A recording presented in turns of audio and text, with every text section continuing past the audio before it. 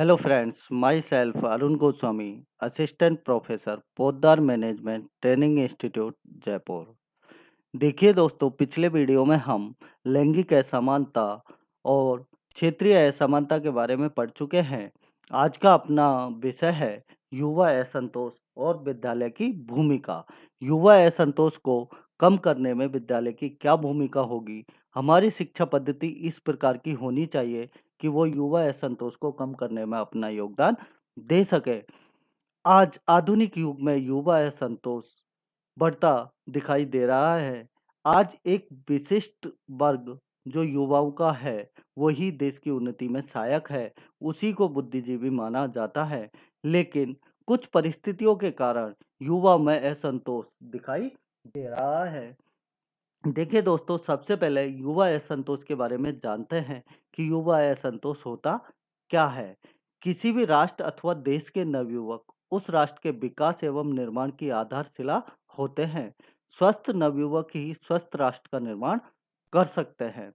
देखिए दोस्तों, जब तक एक राष्ट्र का नवयुवक असंतोष से ग्रसित रहेगा, तब तक वो राष्ट्र उन्नति नहीं कर सकता। इसलिए राष्ट्र के युवकों को, नवयुवकों को स्वस्थ और मानसिक संतुलित रहना आवश्यक है, जिससे राष्ट्र उन्नति कर सके। एक अच्छे नागरिक तथा स्वस्थ नागरिक ही उस राष्ट्र के विकास व निर्माण की आधारशिला होते हैं। यदि नागरिक स्वस्थ होंगे, अच्छे होंगे, मानसिक संतुलन होगा, तो राष्ट्र उन्नति की ओर अग्रसर होगा। परंतु यदि हमारे युवकों की मानसिकता रुग्ण होगी अथवा उनमें नैतिक मूल्यों का अभाव होगा, तो यह देश अथवा राष्ट्र का सबसे बड़ा दुर्भाग्य है। देखिए दोस्तों, युवा असंतोष को कम करने में हमारी मानसिकता का सबसे बड़ा योगदान होगा। हमारा मानसिक संतुलन अच्छा होना चाहिए और उनमें नैतिक मूल्य होने चाहिए, जिससे युवा असंतोष कम हो। यदि नवयुवकों के अंदर मानसिकता रुग्ण है और नैतिक मूल्यों का अभाव है, तो वो देश, राष्ट्र कभी भी उन्नति नहीं कर सकता और यही हमारे युवा असंतोष है। इसका संपूर्ण श्रेय हमारे देश के युवा वर्ग को जाता है, जिसने यह सिद्ध किया है कि बुद्धि तथा शक्ति में हम किसी से पीछे नहीं हैं, परंतु अधिकांश युवा वर्ग अपनी वर्तमान परिस्थितियों से संतुष्ट नहीं है। इसलिए हमारे युवा वर्ग में असंतोष बहुत तीव्र गति से फैल रहा है। देखिए दोस्तों, आज एक विशिष्ट वर्ग, नवयुवक वर्ग को ही बुद्धि तथा शक्ति दोनों में श्रेष्ठ माना जाता है। लेकिन कुछ ऐसी परिस्थितियां हैं जिनसे युवा वर्ग संतुष्ट नहीं है और उनमें असंतोषता का प्रभाव अधिक दिखाई दे रहा है। वो उन परिस्थितियों से असंतोष हैं, इसलिए अपने कार्य में अपना दिमाग संपूर्ण नहीं लगा पाते हैं और वो असंतोष का शिकार होते जा रहे हैं। इसलिए आधुनिक युग में युवा असंतोष एक विकट परिस्थिति है, विकट समस्या है, पूरे विश्व के सामने चुनौती है। इसको कम करने में विद्यालय की क्या भूमिका होगी, हमारी शिक्षा की क्या भूमिका होगी? हमारे विद्यालय में पढ़ाए जाने वाला पाठ्यक्रम इस प्रकार का होना चाहिए जो युवा असंतोष को कम करने में सहायक हो सके। फर्स्ट, विद्यालय में सैद्धांतिक विषयों के साथ साथ व्यावसायिक एवं व्यवहारिक पक्ष के लिए शिक्षण कार्य की भी व्यवस्था करनी चाहिए। राष्ट्रीय शिक्षा नीति 1986 में इस ओर ध्यान दिया गया है। देखिए दोस्तों, हमारे विद्यालय में जो शिक्षा पद्धति है, उसमें जो सैद्धांतिक विषय चलते हैं, उनके साथ-साथ व्यावसायिक तथा व्यवहारिक पक्ष की भी शिक्षण की व्यवस्था होनी चाहिए। क्योंकि शिक्षा के साथ-साथ व्यावसायिक शिक्षा देना भी अत्यंत ज़रूरी है। यदि बच्चे को व्यवसाय शिक्षा मिलेगी, तो वो अपना आजीवन व जीविकोपार्जन अच्छे प्रकार से कर सकेगा, जिससे उसका मानसिक संतुलन बना रहेगा और वो युवा असंतोष को कम करने में अपनी भूमिका अच्छी प्रकार से निभा सकेगा। राष्ट्रीय शिक्षा नीति 1986 में इस ओर ध्यान दिया गया है। देखिए दोस्तों, राष्ट्रीय शिक्षा नीति 1986 में युवा असंतोष को कम करने की बात कही गई है कि युवा असंतोष को किस प्रकार कम किया जाए।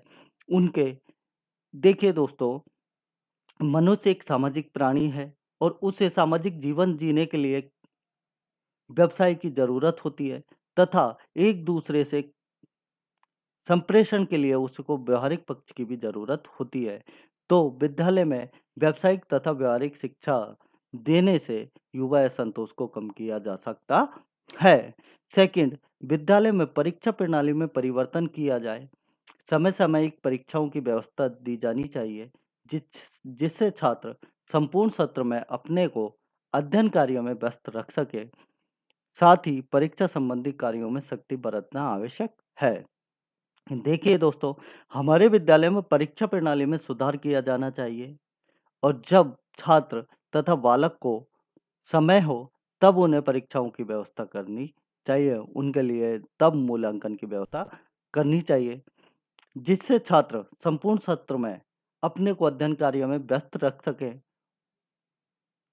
और इसके साथ ही परीक्षा संबंधी जो कार्य हैं उनमें बहुत सख्ती बरतना आवश्यक है जिससे एक अच्छे नागरिक का निर्माण किया जा सके और बच्चों को तथा छात्रों को असंतुलित होने से बचाया जा सके। थर्ड, विद्यालय में प्रवेश देने में किसी प्रकार का पक्षपात नहीं किया जाना चाहिए।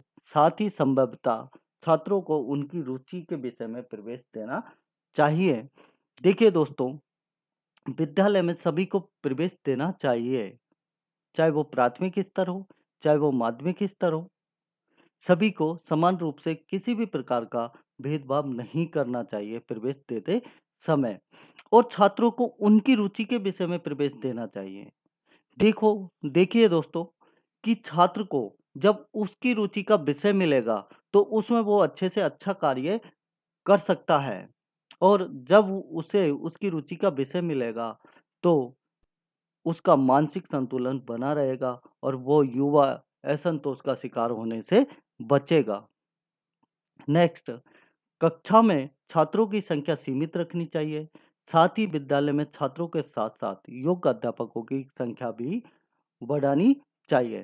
देखिए दोस्तों, कक्षा में छात्रों की संख्या सीमित रहेगी तो अध्यापक का ध्यान प्रत्येक छात्र पर बराबर रहेगा। उसको प्रत्येक छात्र की गतिविधियों का पता रहेगा। है?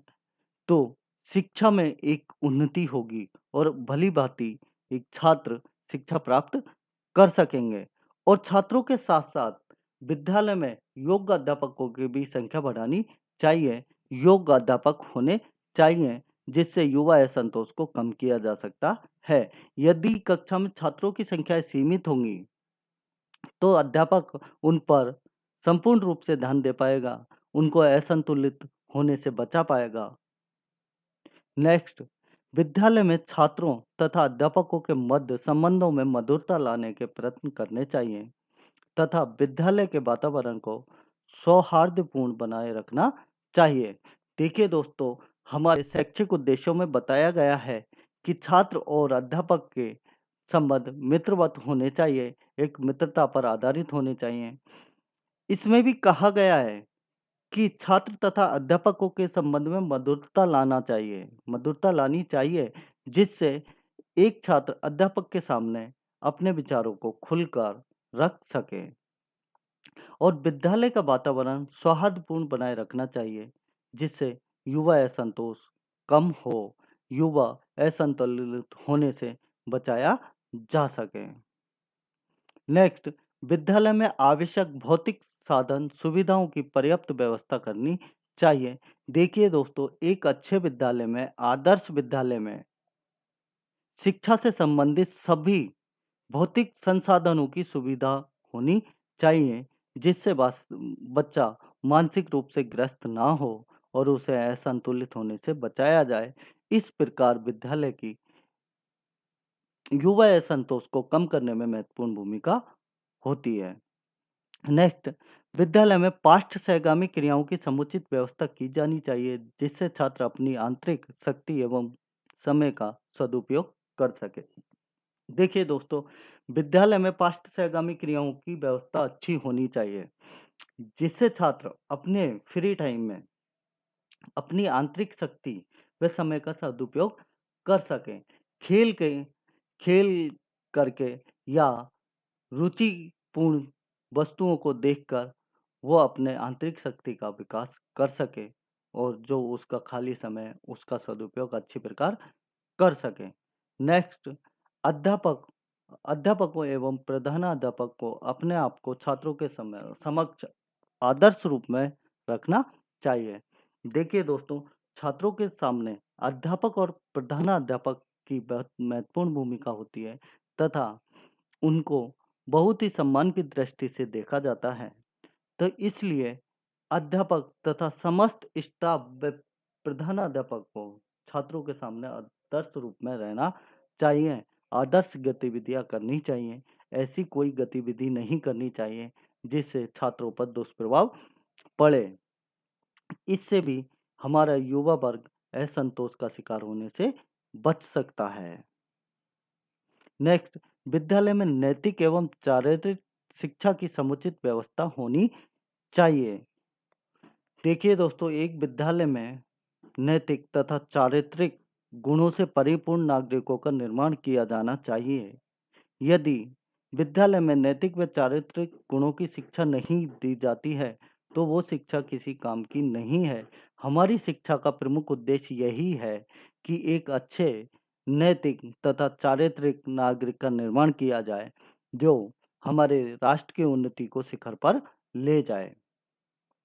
नेक्स्ट, विद्यालय में छात्रों के लिए शैक्षिक एवं व्यावसायिक मार्गदर्शन की उचित व्यवस्था की जानी चाहिए। देखिए दोस्तों, विद्यालय में शिक्षा के साथ साथ व्यावसायिक मार्गदर्शन भी करना बहुत जरूरी है। मनुष्य छात्र एक समाज में रहते हैं, उन्हें सामाजिक जीवन जीने के लिए धन संपदा की आवश्यकता होती है और धन संपदा एक व्यवसाय के द्वारा ही प्राप्त की जाती है। इसलिए अपनी शिक्षा के साथ साथ विद्यालयों में व्यावसायिक मार्गदर्शन की भी उचित व्यवस्था की जानी चाहिए, जिससे हमारे युवा वर्ग को असंतोष पैदा होने से बचाया जा सके।